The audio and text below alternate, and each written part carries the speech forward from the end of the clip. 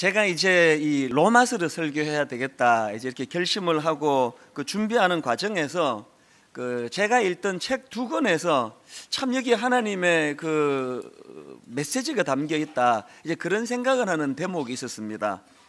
제가 읽던 그 두 책 중에 하나가 이런 제목의 책입니다. 그때 장자를 만났다. 그 책이 제게 참 흥미로웠던 게 서문에서 저자가 이런 이야기를 합니다.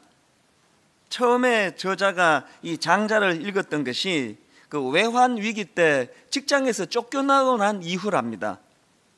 이제 시간이 많아져 가지고 천자문, 논어, 손자병법 뭐 이런 책들을 그 닥치는 대로 읽는 과정에서 이 장자라는 책을 읽게 됐는데 그때 읽다가 그만뒀다는 거예요. 이 장자라는 책을 보니까 너무 황당무계해 가지고 그래서 이제 흥미를 못 느끼고 그 책을 덮어버렸는데요.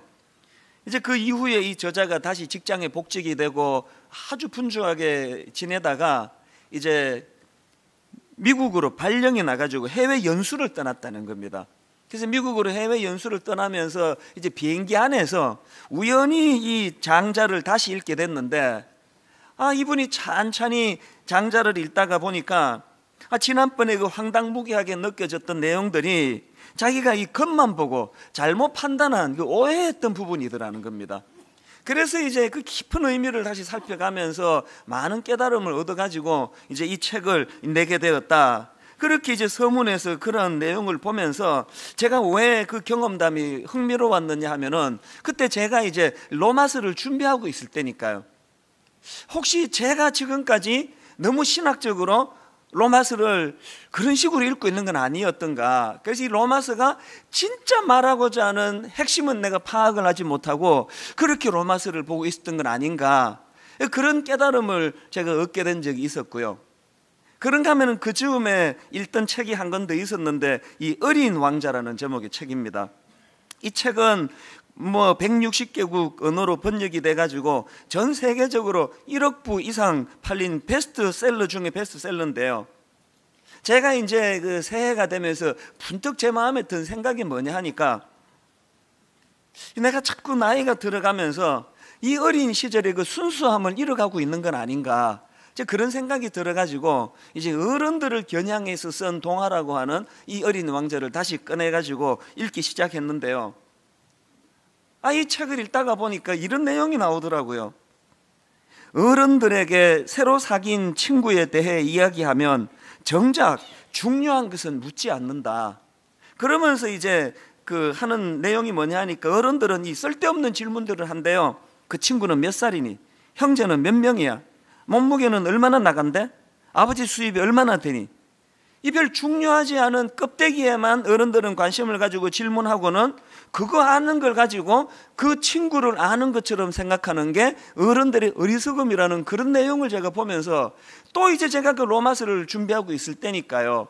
혹시 제가 앞으로 하게 될 로마서 설교가 이 어린 왕자에서 지적하고 있는 이 별 중요하지 않은 그런 껍데기에만 마음을 가지고 그것 가지고 설교하는 이런 우를 범하게 되면 어떡하나.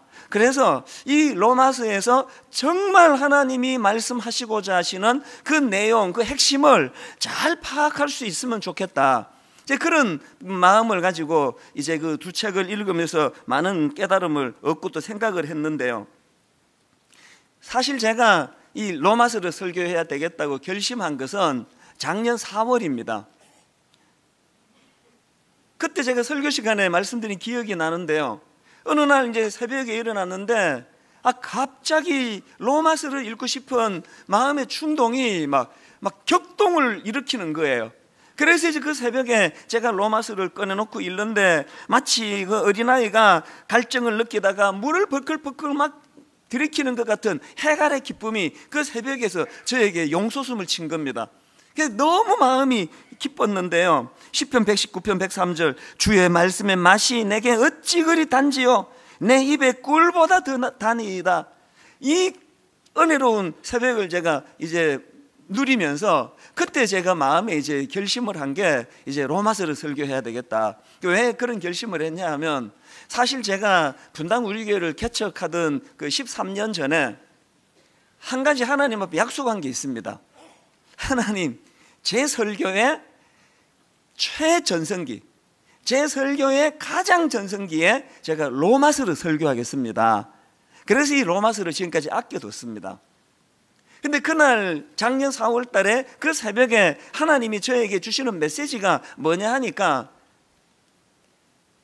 이 로마서는 너 전성기 때 하는 설교가 아니고 네가 로마서를 설교하면 전성기가 온다는 거예요. 제가 그 마음을 이렇게 느끼면서 용기가 나가지고, 사실 뭐 제 설교의 전성기가 될 때 로마서 한다 그러면 뭐 죽을 때까지 못하고 죽을 것 같아요. 그래서 제가 하나님 앞에 용기를 얻고 그때 새벽에 제가 약속을 했습니다. 그리고는 제가 쓰는 그 정책을 아시죠? 이렇게 좀 중요한 게 있으면은 속으로만 생각하면 또 거두어 가기가 쉽기 때문에 저는 이거를 입술로 확정을 짓습니다. 그래서 바로 그날 낮에 전체 교역자들이 모인 데서 이제 이런 일을 내가 새벽에 겪었는데 내가 앞으로 로마서를 설교할 것이라고, 그렇게 제가 이제 못을 박았는데요. 그렇게 하고 지금 시간이 이렇게 흐른 거 아닙니까? 2학기에 들어와 가지고 아드 폰테스 원천으로 돌아가라는 말씀을 주셔서 그 설교를 또 한참을 하고, 또 2학기에 그 에스더스를 가지고 설교가 길어져 가지고 또 한참을 하고, 이러다 보니까 이게 해를 넘기게 된 거예요. 그래서 제가 이제 그 작년 후반부에 이렇게 자꾸 미적미적해서는 안 되겠다. 하여튼 무조건 내년 초에는 이제 내가 약속대로 이제 로마서를 설교한다. 그렇게 이제 제가 못을 박아 놓은 그 즈음에, 여러분 지난주에 제가 그 두바이에서 그 윤복희 권사님의 여러분이라는 노래를 들으면서 눈물을 흘리고 밤에 잠을 못 자고 그렇게 하나님 앞에 뜨거운 시간을 가졌다고 말씀을 드리지 않았습니까? 이게 이런 배경 때문이에요. 그날 제가 윤복희 권사님의 그 순수한 그 복음으로 감격하는 그 모습을 보면서 하나님 앞에 눈물을 흘렸던 게 뭐냐 하면은, 문득 깨달음을 주셨는데요, 네가 작년 4월에 로마서를 설교하기로 교역자들에게 입으로 공포해놓고 이렇게까지 로마서 설교가 딜레이가 되고 늦추어지게 된 이 이유를 네가 아느냐. 두바이에서 이 권사님의 그 복음에 감격하는 그 모습을 보고 제가 하나님 앞에 회개하고 그 감격을 회복하기 전에는 로마서 설교하면 안 된다는 느낌을 제가 받은 거예요. 가슴은 다 식어 빠져가지고 그 무슨 교리 공부하듯이 로마서를 분해하면서 이렇게 설교하는 것을 하나님은 원치 않으셨습니다. 사실 여러분, 이 기독교 2000년 동안에 로마서는 수많은 학자들에 의해 가지고 거기에 참 잘 정리된 교리가 나왔는데, 이게 잘못된 건 아니지만 자칫 잘못하면은 이거 무슨 생명을 죽여서 해부하듯이 분석은 잘 해놨는데 거기에 생명력이 없을 위험이 있는 게 여기 로마서라는 거예요. 여러분, 이 로마서는요, 바울이 무슨 기독교라는 종교를 창설하기 위해 가지고 그래서 그 뼈대에 필요한 교리를 정리해서 만든 책이 아닙니다. 로마서는 그야말로 이 복음에 대한 가슴 뜨거운 이 바울의 감격, 오죽했으면 지금 누군지 전혀 알지 못하는 로마에 있는 크리스찬들에게 복음을 전하기 위하여 그렇게 이 로마서를 기록하는 그 바울의 심정, 이게 로마서예요. 그렇기 때문에 로마서를 무슨 교리 공부하듯이 분해하듯이 읽으면 안 된다는 거예요. 이 바울의 구원의 감격, 이 바울의 주님을 향한 그 십자가 사랑, 이것들이 네 설교에 녹아나야 되는데, 그러기 위해서는 설교자인 네가 먼저 복음의 열정, 복음의 감격, 복음의 뜨거운 눈물, 이걸 회복해야 네가 로마서를 설교할 자격이 있는 거야. 제가 두바이에서 많이 울었던 이유가 그거예요. 그래서 저는 이제 드디어 이제 로마서를 제가 준비를 하고 말씀을 이제 꺼내놓고서 여러분 모두에게 제가 부탁을 드립니다. 이제 하나님 앞에 모태신앙, 5대째 예수 믿는 가정, 장로, 권사, 이런 그 타이틀 다 내려놓고 그저 하나님 앞에 벌거벗은 단독자로서 바울이 로마서를 통해 그 인생이 어떻게 변화가 됐고, 그것이 자기를 얼마나 감격이 넘치는 인생이 되게 했고, 그 넘치는 감격을 주체할 수 없어가지고 로마에 있는 성도들에게 이 로마서를 편지를 쓰고 있는 이 바울의 뜨거운 가슴을 우리가 중심에 놓고 그렇게 로마서를 살펴봐야 된다는 것입니다. 제가 이런 관점으로 다시 이제 로마서를 1장부터 찬찬히 묵상해 나가는 가운데 이런 관점으로 로마서를 보니까요, 이 눈에 확 들어오는 게 하나 있는 거예요. 본문은 읽고 많은 참고 자료들을 보고 그러는 과정에서 예전에 제가 발견하지 못한 게 있는데 그게 뭐냐 하니까요, 이 로마서에서는 인사말이 유난히 길다는 거예요. 다른 바울이 쓴 편지들을 보면은 그 당시 통용되던 그 헬라 문화의 영향을 받아가지고 이게 수학 공식처럼 1절과 2절에서 맨 먼저 발신인이 나오고 그 다음에 수신인이 나오고 그 다음에 인사말인 은혜와 평강이 너희에게 있을지어다. 이게 똑같은 패턴인데요, 유독 로마서에서는 인사말이 1절부터 7절까지 길게 바울이 늘려서 기록을 하고 있는 것을 볼 수가 있습니다. 제가 이거를 문득 발견하고는 참 흥미가 생기더라고요. 그래서 왜 바울이 로마서에서 인사말을 유독 이렇게 길게 했을까, 그 궁금증을 가지고 쭉 분석해 가다가 뭘 발견했냐 하니까요, 바울의 1절부터 7절까지 로마서 인사말 가운데 맨 앞에 1절을 똑 떼고 마지막 7절을 똑 떼가지고 가운데를 생략하고 요 두 구절만 읽으니까 전형적인 바울의 다른 성경에서 나오는 인사가 그대로 나오는 거예요. 자, 제가 요 두 개를 따가지고 1절과 7절만 따서 한번 연속으로 읽어볼 텐데 한번 여러분이 느껴보시기 바랍니다. 먼저 1절입니다. 예수 그리스도의 종 바울은 사도로 부르심을 받아 하나님의 복음을 위하여 택정함을 입었으니, 여기 발신인이 나오고요. 그 다음 7절, 로마에서 하나님의 사랑하심을 받고 성도로 부르심을 받은 모든 자에게 하나님 우리 아버지와 주 예수 그리스도로부터 은혜와 평강이 있기를 원하노라. 그래서 제가 이 1절과 7절만 딱 읽으니까 전형적인 바울의 인사가 거기에 다 담겨 있는데, 그래서 제가 든 생각이 뭐냐면, 질문이, 그럼 이 2절서부터 6절에서 없는 그 패턴 속에 바울이 로마서에서 강조하고자 한 포인트가 뭐냐, 그거를 제가 찾아낸 거예요. 그걸 보니까 바울이 로마서를 기록하면서 서두에서부터 자기가 이 편지를 기록하는 데 있어서 이 세 가지를 그가 강조하기 위해서 인사말을 이렇게 길게 늘린 것을 제가 발견했는데요, 여러분 이제 오늘은 첫 시간이니까요, 이제 오늘 이 부분을 살펴보면서 바울이 인사말에서 강조하고자 했던 이 세 가지를 가지고 이제 앞으로 모든 남은 시간에 로마서를 읽을 때 이 세 가지 기준을 가지고 이걸 필터로 해가지고 로마서를 읽으셔야 된다는 겁니다. 그래서 오늘 이것 좀 살펴보려고 하는데, 자, 첫째로요, 자, 여러분 이 바울이 로마서 서두에서부터 강조하고자 했던 세 가지 포인트 중에 첫 번째, 그게 복음을 강조해요. 복음. 자, 여러분 로마서 1장 1절과 2절을 한번 보시기 바랍니다. 예수 그리스도의 종 바울은 사도로 부르심을 받아 하나님의 복음을 위하여 택정함을 입었으니, 그렇게 하고 쭉 내용을 늘려가지고 바울이 강조하고자 하는 바로 첫 번째 2절이 어떻게 시작이 됩니까? 이 복음은 하나님이 선지자들을 통하여 그의 아들에 관하여 성경에 미리 약속하신 것이다. 지금 2절에서 바울은 이 복음을 강조하고 있는 겁니다. 근데 여러분 여기서 중요한 게 뭐냐 하면요, 1절을 다시 한번 보십시오.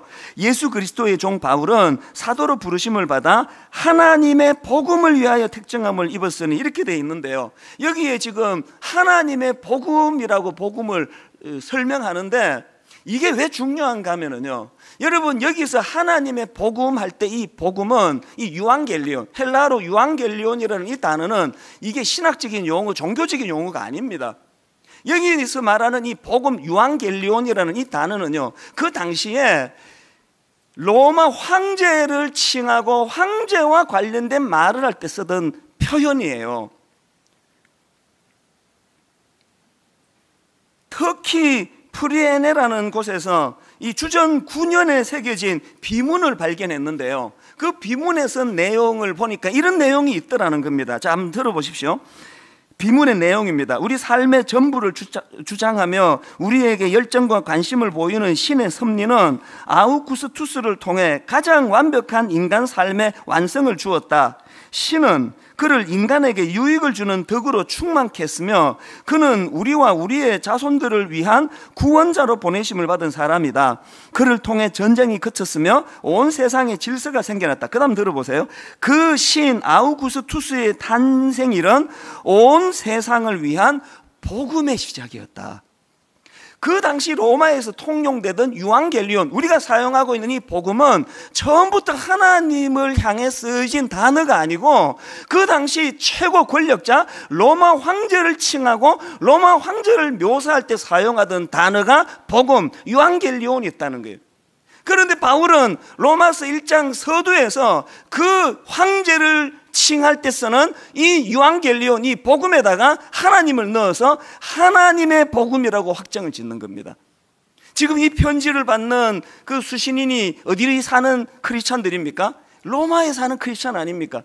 로마에 사는 성도들에게 편지를 보내면서 그 사람들 귀에 황제를 칭할 때 나타나는 유앙겔리온, 이 복음에 익숙한 그들에게 황제, 세상 황제의 복음이 아닌 하나님의 복음, 이 복음을 지금 바울이 대조하고 있다는 겁니다.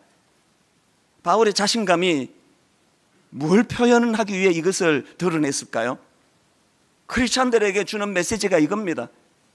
당신들이 보기에 눈으로 보이는 권력자, 눈으로 보여지는 사람을 죽이기도 살리기도 하는 그 권력자, 황제가 진정한 복음이 아니고 육신만 죽일 뿐만 아니라 영혼까지도 좌지우지하실 수 있는 이 하나님이 능력이시고 이 하나님의 복음이 우리가 영향받아야 될 가장 소중한 복음이다. 바울이 지금 이 하나님의 복음과 황제의 복음을 대비하고 있다는 사실이에요.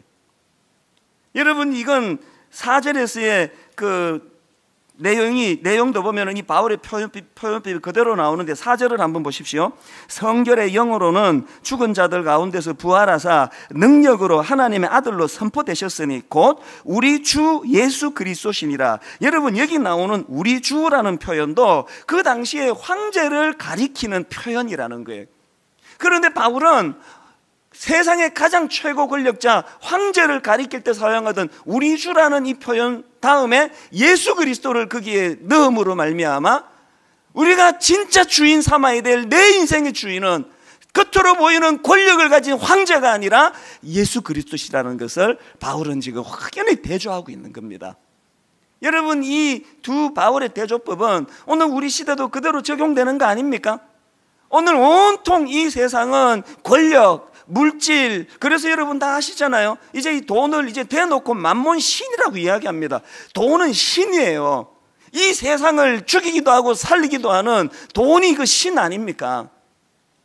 이렇게 황금 만능주의에 빠지고 권력 만능주의에 빠져 있는 이 세상을 살아가는 우리 크리스찬들이 자칫하면 우리 자신들도 그 영향력 아래 살아갈 수밖에 없는데 하나님께서는 오늘 로마서를 우리에게 주심으로 말미암아 눈에 보이는 권력자 황제가 우리 주가 아니라 날 위하여 십자가 지신 예수 그리스도, 그분이 우리 주가 되신다는 사실, 그리고 겉으로 보여지는 권력자 황제가 복음이 아니고 십자가 지신 예수 그리스도로 인한 하나님의 복음이 우리를 살리는 진정한 복음이라는 것, 저는 여러분이 이제 로마서를 함께 공부해가는 과정에서 이 사실을 확연히 경험하고 누리는 귀하고 복된 저와 여러분 되시기를 바랍니다. 그런가 하면은 두 번째로 바울이 로마서 서두에서 강조하고자 했던 두 번째 포인트가 뭐냐? 그 복음이 곧 예수 그리스도시라는 겁니다. 이걸 강조하는 겁니다. 자, 여러분, 이 로마서의 흐름을 한번 보세요. 1장 2절에서 이 복음은 이렇게 시작했는데 바울이요, 그 다음 3절에 가보니까 그것이 예수 그리스도로 연결이 돼요. 3절, 그의 아들에 관하여 말하면 육신으로는 다윗의 혈통에서 나셨고 성결의 영으로는 죽은 자들 가운데서 부활하사 능력으로 하나님의 아들로 선포되셨으니 곧 우리 주 예수 그리스도시니라. 바울이 인사말을 그렇게 길게 늘리면서까지 강조하고자 했던 가장 중요한 포인트 중에 하나가 예수님이 곧 복음이라는 거예요. 현란하고 화려한 그 무엇이 복음이 아니고 이 땅에 오신 독생자 예수 그리스도, 우리를 위하여 십자가 지신 그분이 복음이라는, 그분이. 여러분 앞에서 제가 사도행전 20장 24절에서 이 하나님의 복음을 증언하는 일을 위해서는 자신의 생명조차 아끼지 않겠다, 바울이 가지고 있는 이 복음의 열정, 이것이 사도행전 20장 24절에 나온다면, 그 다음 갈라디아서 6장 14절에 보니까 그러나 내게는 우리 주 예수 그리스도의 십자가 외에 결코 자랑할 것이 없으니 그리스도로 말미암아 세상이 나를 대하여 십자가에 못 박히고 내가 또한 세상을 대하여 그러하리라. 온통 바울 마음속에는 복음이신 예수 그리스도, 그분의 십자가. 오죽했으면 디모데전서 1장 14절에서 우리 주의 은혜가 그리스도 예수 안에 있는 믿음과 사랑과 함께 넘치도록 풍성하였도다. 여러분, 바울 인생을 풍성하게 만드는 건 돈이 아니었습니다. 권력이 아니었습니다. 바울 인생을 풍성하게 만드는 유일한 도구, 복음이신 예수 그리스도, 그분으로부터 나오는 삶의 원동력, 기쁨. 제가 오늘 새벽에요, 이제 이 대목을 이제 다시 이렇게 쭉 다듬다가 문득 제 머릿속에 오래 잊고 있었던 한 장면이 떠올려져 가지고 이 입꼬리가 이렇게 잠깐이지만 이렇게 올라가는 그런 경험을 했는데요. 개척 초기에 경험한 일이에요. 이제 저를 조금 오래 지켜보신 분은 알지만 저는 좀 몸치예요. 그래서 제가 대학교 다닐 때 뭐 나이트 클럽 이런 데 가서 춤추고 이런 걸 제가 거의 하질 않았습니다. 그건 제가 경건해서 그런 것도 있지만 몸치래 가지고 그게 제가 흥미가 안 생겨요. 그래서 뭐 몸이 뭐 그냥 몸 뼈마디가 이렇게 뻣뻣해 가지고요, 놀랍고 감사하게도 우리 새아이가 모두 다 저를 닮아가지고 난 얼마나 감사한지 몰라요. 그렇게 제가 몸친데요, 교회를 이제 갓 개척하고 그게 언제쯤인지 기억이 안 나요. 제가 그 토요일인 건 기억하는데요, 어느 성도랑 이제 약속을 하고 제가 학교 여기 정문 앞에서 기다리다가요, 제가 이렇게 사람들 막 다니고 차 다니면서 춤을 췄습니다. 저기서 그런 적이 있었습니다. 그 점이 어떤 때인가 하면은, 이제 교회를 금방 개척하니까 뭐 담임 목사가 뭐 다 하는 거 아닙니까? 새벽 기도도 제가 인도하고 수요 예배도 제가 인도하고 또 제자 훈련도 제가 인도하고 여러 가지 뭐 그때 등록 신방도 제가 다니고 이래 가지고요, 피곤에 쩔어 있을 때예요. 한 번은 정말 웃기는 일이 있었는데요, 그때는 이 성도님이 많지 않을 때 이 교회는 그럴 때가 재밌는 거예요. 성도님이 많지 않을 때라 가지고 아이디어를 참 많이 냈는데요, 이제 남자분들이 그때 새벽 기도로 많이 나오실 때예요, 저희 교회. 그래서 이제 새벽에 기도하시고 이제 출근하셔야 되니까 무슨 아이디어를 냈냐 하면은, 이제 우리 사도행전에 그 나오잖아요. 성도님들이 이제 새벽 기도로 오실 때 닥치는 대로 집에 있는 음식을 다 갖고 오시라. 그래서 어떤 분은 바나나를 갖고 오시기도 하고 어떤 분은 식빵을 갖고 오시도, 교회는 이제 토스트기 2개만 이렇게 이제 저 뒤에다 놓으면은 오시면서 이제 그 아침 먹을 뭐 빵이나 또 잼이나 이런 걸 이제 다 갖고 오시면 이제 남자 성도님들이 기도하시고 나가면서 거기에 이제 토스트 구워가지고 잼 발라서 먹고 뭐 이러면서 이제 아침을 해결하고 하는 그런 상황이었습니다.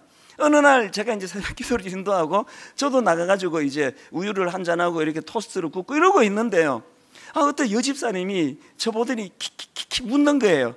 그러더니 또 옆에 집사님을 보면 눈을 깜빡깜빡 하더니 또 그 여집사님도 저보고 또 웃는 거예요.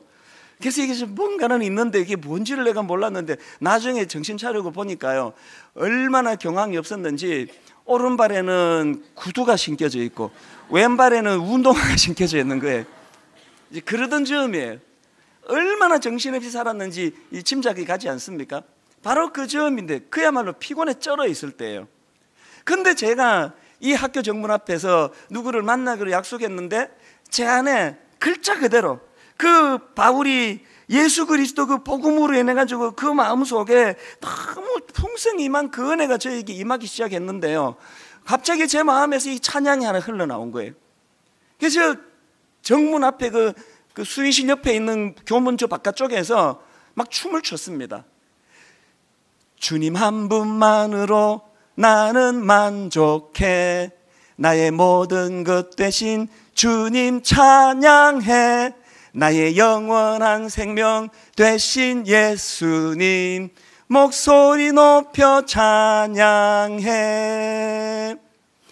주님의 크신 사랑 찬양해. 나의 힘과 능력이 되신 주 나의 모든 삶 변화되었네. 크신 주의 사랑 찬양해. 요새는 이 감격이 식어서 그 춤이 안 나오는데요, 이 찬양을 제가 부르면서 춤을 추고 있는 거 한번 상상을 한번 해보세요.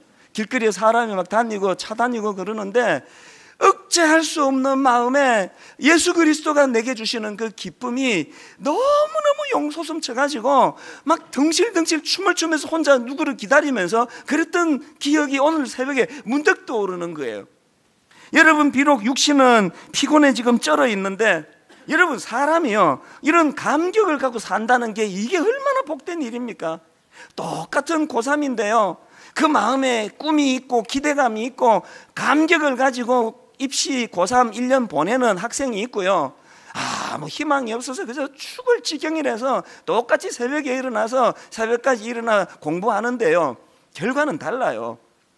여러분, 이 세상에 우리가 지금까지 이 황제의 복음을 추구하고 권력을 추구하고 돈을 추구하다가 넘어지고 자빠지고 낙심하고 마음이 무너지고 우울증이 걸리고, 이게 다 황제 복음에서 나오는 그 부산물들 아닙니까?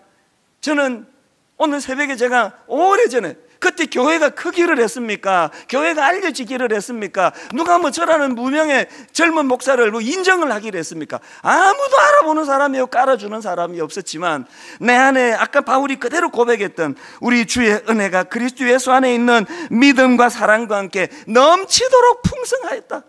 여러분, 이 바울이 경험했던 황제 복음이 아닌 하나님의 복음의 능력이 주는 우리 심령의 풍요로움, 이 감격을 반드시 회복하는 여러분 되시기를 바랍니다. 로마서를 함께 공부하는 동안에 이 감격을 회복해야 한다는 거예요. 그런가 하면은 세 번째로 바울이 이 로마서 서두에서 강조하고자 했던 포인트가 하나 더 있는데, 그게 뭐냐? 복음이신 예수 그리스도가 가진 능력, 이걸 강조하는 겁니다. 4절을 한번 보세요. 성결의 영으로는 죽은 자들 가운데서 부활하사 능력으로 하나님의 아들로 선포되셨으니 곧 우리 주 예수 그리스도시니라. 로마서 1장 16절, 내가 복음을 부끄러워하지 아니하노니 이 복음은 모든 믿는 자에게 구원을 주시는 하나님의 능력이 됨이라. 저는 이 로마서를 준비하면서 자꾸 제 머릿속에서, 여러분 다 아시죠? 사도행전 3장 6절, 베드로가 이르되 은과 금은 내게 없거니와 내게 있는 이것을 내게 주노니 나사렛 예수 그리스도의 이름으로 일어나 걸으라 하고, 성전으로 기도하러 나아가는 중에 날 때부터 걷지 못하던 장애를 가지고 태어난 그 거지가 동전 한 푼을 구걸하고 있는 거기, 베드로가 동전이 없어요. 그래서 내게 있는 것으로 네게 줄 수밖에 없는데 은과 금은 내게 없지만 나사렛 예수 그리스도의 이름으로 일어나 걸어라. 여러분, 그 선포 이후로 7절에서 오른손을 잡아 일으키니 발과 발목이 곧 힘을 얻고 뛰어서서 걸으며 그들과 함께 성전으로 들어가면서 걷기도 하고 뛰기도 하며 하나님을 찬송하니, 오늘 교회가 잃어버린 게 바로 이 사도행전 3장 7절 8절 아닙니까? 교회의 타락과 변질은요, 제가 교회 공금을 그냥 어떻게 몰래 어떻게 횡령을 하고, 제가 여러분 몰래 어떤 여자랑 만나가지고 무슨 연애질을 하고 그래서 타락이 아니고요, 교회의 타락은 은이 너무 많고 금이 너무 많아서 그거 의지하다가 예수 이름의 능력을 의지하지 않는, 그게 타락이에요. 어느 교회가 어느 교회를 정죄하겠습니까? 어느 목사가 어느 목사를 비판하겠습니까? 제가 누구를 정죄하고 누구를 비판하겠습니까? 오늘 우리 모두의 변질과 타락은 황제 복음, 이 은과 금이 교회 안에 너무 많아지면서 하나님의 복음이 별로 중요하지 않는, 교회가요 은과 금만 있으면 예수 이름 없어도 모든 일 다 합니다. 저는 이 시대 목사로 살아가는 그 자체가 고통이에요.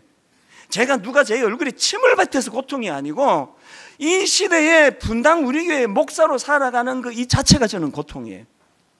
뭘 회복해야 될까요? 은과 금을 추구하는, 강단에서 설교는 하나님의 복음이 중요하다 떠들면서 실제적으로는 교회에 필요한 건 은과 금이라고 생각하는 이 변질된 생각으로 말미암아 오늘 교회 안에 여러분 예수 그리스도 이름의 복음으로 평생 장애를 갖고 살아가던 일어서지 못하던 그 한 인생이 걷기도 하고 뛰기도 하고 춤을 추며 그 심령의 복음의 능력이 자기를 변화시킨 것에 대하여 감격하는 이런 일들, 이것이 교회 안에 로마서 공부를 통해서 반드시 회복될 줄로 믿습니다. 이 꿈을 우리가 꾸는 거예요. 여러분, 지난 기독교 2000년 역사 가운데 로마서를 통하여 얼마나 많은 변화가 일어났습니까? 제가 이번에 로마서 자료를 준비하면서 보니까 무수히 많은 인물들이 등장하더라고요. 그 대표적인 사례가 성 어거스틴, 종교개혁가 마틴 루터, 요한 웨슬레, 이 세 분은 꼭 빠지지 않고 등장하더라고요. 어느 책에서는. 특히 그 중에서 성 어거스틴은 여러분 다 아시잖아요. 젊은 시절 방탕하고 타락한 자리에 빠져가지고 어머니 모니카 눈에 눈물을 흘리게 만들던 페류나예요. 그랬던 어거스틴이 그가 어느 날 로마서 13장 13절 낮에와 같이 단정히 행하고 방탕과 술 취하지 말며 음란과 호색하지 말며 쟁투와 시기하지 말고 오직 주 예수 그리스도를 옷 입고 정욕을 위하여 육신의 일을 도모하지 말라. 이 한 말씀으로 그 폐류나 방탕한 어거스틴 단번에 바뀌어져서 성 어거스틴이 됐다는 거 아닙니까? 훗날에 자기가 그 시절을 회고하면서 쓴 글에 보니까요, 가슴이 뜨거워요. 이렇게 피력했습니다. 그날 그 로마서를 읽고 가슴이 뜨거워져서 쓴 글이 보세요. 더 이상 읽지 않아도 되겠다. 더 이상 읽어갈 필요가 없다. 이 구절을 읽는 중에 갑작스럽게 찬란한 빛이 내 마음을 환하게 비추었고 그 모든 의심의 먹구름은 말끔히 사라져버렸기 때문이다. 여러분이 로마서에 있는 말씀 한 구절을 가지고 어거스틴의 인생이 바뀌어졌고 지난 2000년 내내 그런 역사가 일어났고 오늘 이 시간에도요, 여러분 저에게 한 주도 빠뜨리지 않고 빠지지 않고 이메일을 통해 편지를 통해 전화를 통해 눈물을 글썽이며 하나님, 내가 복음으로 변화가 일어났습니다. 하나님 아버지 앞에 감사합니다. 절대로 변할 것 같지 않은 우리 남편이 바뀌어졌습니다. 우리 자식이 돌아왔습니다. 여러분, 오늘 이 시간까지 들려지는 복음의 능력의 말씀이에요. 여러분, 이제 여러분 차례예요. 여러분이 변화될 차례예요. 여러분이 하셔야 될 거, 제가 해야 되는 거, 로마서를 그달기로 설교하지 않고 가장 중요한 핵심을 파악하기 위하여 한 주 내내 묵상해야 되는 게 제가 할 일이고 여러분이 하셔야 될 거, 로마서에 대한 기대감을 가지는 거예요. 아버지, 어거스틴을 바꾸어 주신 하나님, 우리 아들도 변화시켜 주시기 원합니다. 하나님, 마틴 루터를 변화시켜서 위대한 종교개혁가가 되게 했던 것처럼 아버지, 우리 가문, 우리 가정 안에 비겁한 인생이 아니라 한 시대의 타락과 변질을 막아내는 아름다운 하나님의 인물이 우리 가정 안에 일어나기를 원합니다. 무엇보다도 하나님, 저는 모태신앙인데 오래 예수 믿었는데 저에게는 이 복음의 감격이 없습니다. 이제 이 로마서 공부를 통하여 내 안에 식어버린 복음의 감격이 솟구쳐 회복되기를 갈망합니다.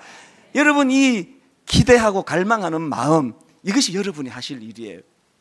저는 오늘 결론을 맺으면서요, 지난 그 12월 달 수요 예배 때 제가 제자훈련, 사역훈련, 수료 예배를 드리면서 드렸던 그 편지 하나 여러분에게 읽어드리고 말씀을 마치려고 하는데요. 이 편지는 어떤 사연인가 하니까 제가 이제 그 사역훈련 마지막으로 연합 특강을 했습니다. 다 모여 계시는데요, 한 200명이 넘었던 걸로 기억을 해요. 근데 그 참 공교롭게도요, 요즘에 앉았던 어떤 연세가 좀 있는 어른이에요. 그분이 강의를 듣고 있는데 마침 제가 이제 그분을 보고 있는데 내가 그걸 생생히 봤어요. 갑자기 이분이 눈이 이렇게 풀어지시는 거예요. 눈이 풀어지시더니 옆으로 스르르 썰어지더니 툭 떨어지시는 거예요. 그래서 이제 강의를 못하고 중단했습니다. 그 주변의 분들이 이제 웅성웅성하는데 상태가 심각한 거예요. 마침 훈련생 중에 의사분이 계셔가지고 이제 한쪽은 인공호흡을 하고 긴급 조치를 하고 한 분은 또 119에 전화를 해서 연락을 하고 나머지 분들은 제가 강의를 중단하고 이제 위급한 상황이 지금 발생했는데 이 시간 우리 함께 하나님께 매달려 기도하자 그래서 중보기도를 요청했더니 참 고맙게도요, 누군지도 모르는 분이에요. 200명이 넘는 모임 안에. 그런데 그날 막 엉엉 통곡 소리를 내면서 하나님 앞에 막 회개하며 눈물로 하나님 앞에 살려달라고 기도하는 이런 일이 벌어졌어요. 그리고는 이제 병원으로 가셨는데 제가 참 그 이상하게 그날 담대하게 선언했습니다. 이제 다 회복이 됐으니까 이제 걱정 안 하셔도 된다고, 강의 계속하겠다고. 이 믿음의 선언이 문제가 뭐냐 하면은 다 선언하고 제정신 차려서 생각하면 그 진짜 괜찮을까, 이런 이 부작용이 있는 게 좀 문제가 좀 있습니다. 이게 제가 자꾸 그 생각이 나, 이분 어떻게 됐을까. 한 며칠이 지났는데요, 홈페이지에 이분이 글을 올리셨어요. 그걸 제가 읽어드리려는 거예요. 자, 한번 들어보십시오. 저는 12월 6일 사역훈련 담임 목사님 강의 시간에 의식을 잃은 모 집사입니다. 심장이 멈춘 그 순간 하나님께서는 같은 공간 안에 의사 2분을 예비하셨습니다. 그래서 죽음에서 다시 소생할 수 있었고 8층에 저의 아내가 있었기에 함께 신속히 병원으로 이송될 수 있었습니다. 그때 저의 혈압은 40-30이었습니다. 또한 맥박이 20까지 떨어지는 쇼크가 2번이나 왔습니다. 더욱 심각한 것은 평소에도 좋지 않았던 신장 기능이 정지되어 소변이 7시간 동안 배출되고 있지 않았습니다. 담당 의사 선생님께서는 지금 당장 투석을 하지 않으면 오늘 밤 안으로 사망한다고 단호하게 말씀하셨습니다. 일반 투석 시간이 서너 시간인 것에 비해 저는 특수 투석 24시간을 필요로 했고 1회로도 부족하여 3-4일 이상을 풀로 투석해야 할 것이라고 추정하였습니다. 그렇게 저는 응급실에서 MICU 내과 중환자실로 옮겨졌고 몸에 수많은 호스들을 덕지덕지 붙인 채로 특수투석을 받았습니다. 그날 밤 하나님께서는 제 몸의 모든 장기를 고치기 시작하셨습니다. 기나긴 혼자만의 싸움을 쉼없는 기도로 채워나간 지 10시간 만에 기적적으로 투석은 종료되었고 신장을 비롯하여 심장과 모든 장기들이 정상으로 돌아왔습니다. 투석 후 혹시나 모를 이상에 대비해 특수검사까지 하였는데도 아무런 이상이 없어 응급실로 이송된 지 6일 만에 퇴원을 했습니다. 그날 수료 예배가 있는 그날 이분이 아내와 함께 저를 찾아왔는데 제 마음에 무슨 감격이 들었냐면 이분이요, 그날 버스를 타고 가다가 이런 일이 났으면 이분 돌아가셨어요. 되게 혼자 계시다 이런 일이 났으면 100% 돌아가셨습니다. 교회에서 함께 동력자들과 함께 훈련을 받다가 누구는 은사에 따라 응급조치를 취하고 누구는 은사에 따라 병원에 연락을 하고 누구는 은사에 따라 눈물로 그 영혼을 기도하는 이 합작으로 한 영혼이 살아나는, 한 생명이 살아나는 이 사건, 이게 저는 교회라고 믿습니다. 여러분, 로마서를 공부하는 내내 분당 우리 교회 안에 이런 생명이 살아나는, 영혼이 살아나는 역사가 일어나기를 주님 이름으로 축원합니다. 여러분이 감격을 가지고 오늘 예수 그리스도, 바울이 서두에 그토록 강조하기 원했던 그분을 이 시간 찬양하기 원하는데요, 지존하신 주님 이름 앞에 모두 무릎 꿇고 다 경배해 거룩하신 주님 보좌 앞에 엎드려 절하세. 가사를 생각하시면서 바울의 감격을 내 안에 담고 찬양하기 원합니다. 지존하신 주님 이름 앞에, 지존하신 주님 이름 앞에 모두 무릎 꿇고 다 경배해. 모두 무릎 꿇고 다 경배해. 거룩하신 주님 보좌 앞에 거룩하신 주님 보좌 앞에 엎드려 절하세. 엎드려 여러분, 바울의 감격으로 주님을 찬양합니다. 예수는 그리스도, 예수는 그리스도, 예수는 주, 예수는 주, 하나님의 영으로, 하나님의 영으로 경배드리리. 경배드리리. 저는 여러분 이 찬양 다시 한번 부를 텐데요, 영으로 여러분을 보면서 저분도 일었어야 되는데, 저분도 일었어야 되는데, 저 가정도 일어나야 되는데, 저 집 아이도 회복이 돼야 되는데, 여러분, 황제를 쫓는 황제의 복음으로 받는 그 상처밖에 없습니다. 황제 복음을 쫓다가 받은 상처를 하나님의 복음 십자가로 치유를 받아야 되는 것이 교회입니다. 여러분, 이 찬양 다시 한번 부를 때, 하나님, 저도 사도행전 3장에 걷기도 하고 뛰기도 하고 감격하여 노래를 부르던 평생 걷지 못하던 그 장애인처럼 저 가정에도 이런 일 허락해 주셔서 감격이 회복되기 원합니다. 그 갈망을 가지고 이 시간 한 번 더 찬양 부를 때 주님에게 집중해서 이렇게 찬양합니다. 지존하신 주님 이름 앞에,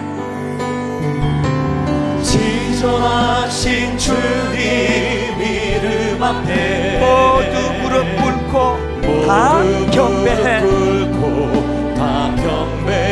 거룩하신 주님 보좌 앞에, 거룩하신 주님 보좌 앞에 엎드려 절하세. 엎드려 절하세. 진실된 마음으로 주님을 찬양합니다. 예수는 그리스도, 예수는 그리스도, 예수는 주, 예수는 주, 하나님의 영으로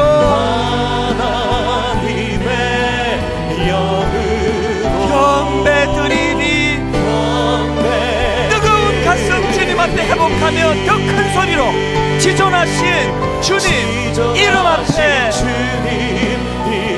모두 무릎 꿇고 다 경배해. 상한 마음 주님 앞에 내려놓고 거룩하신 주님 보좌 앞에 엎드려 절하세. 세상 권력자가 우리 주인 아닙니다. 예수는 그리스도, 예수는 주, 하나님의 영으로 경배드리니, 황제복음을 쫓다 받은 상처 치유되기를 원합니다. 예수는 그리스도, 예수는 그리스도, 주님만이 내 인생의 주인이십니다. 혼미한 내 인생 가운데 하나님의 영으로 경배드리리. 은혜 아니면 나 서지 못하네. 은혜 아니면 나 서지 못하네. 나 서지 못하네. 십자가의 그 사랑, 십자가의 그 능력 아니면 능력 나 서지 못하네. 나 서지 못하네. 은혜 아니면 나 서지 못하네. 나 서지 못하네. 놀라운 사랑 그 은혜 아니면 나 서지 못하네. 여러분이 다 자리에서 일어나셔서 은혜 아니면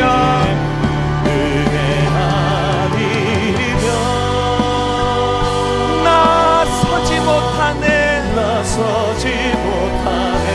황제의 복음이 아닙니다. 십자가의 그 사랑, 십자가의 그 사랑 능력 아니면 나 서지 못하네. 은혜 아니면 나 서지 못하네. 완전한 사랑 그 은혜 아니면 완전한 사랑 그 은혜 아니면 나 서지 못하네.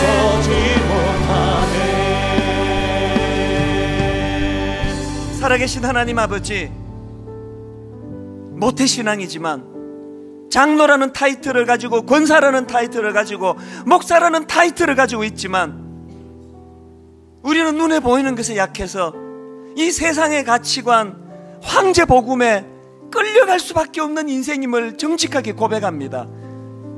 은이 중요하고 금이 중요하다가 나사렛 예수 이름의 능력을 놓치고 살아가는 오늘 현대 교회들을 불쌍히 여겨주시기를 원합니다.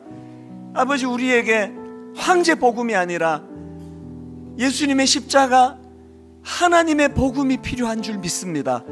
하나님, 겉으로 보이는 권력과 겉으로 보이는 황제가 복음이 아니라 예수 그리스도 십자가로 인한 하나님의 복음, 예수 그리스도가 내 인생의 주인 되심을 로마서를 살피는 가운데 우리도 바울처럼 확정하는 그 믿음을 허락하여 주시옵소서.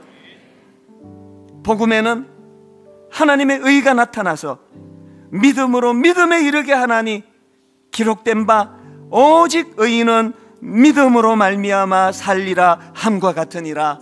반드시 이 말씀이 우리 삶, 우리 가정에 구현되는 은혜를 허락하여 주시옵소서.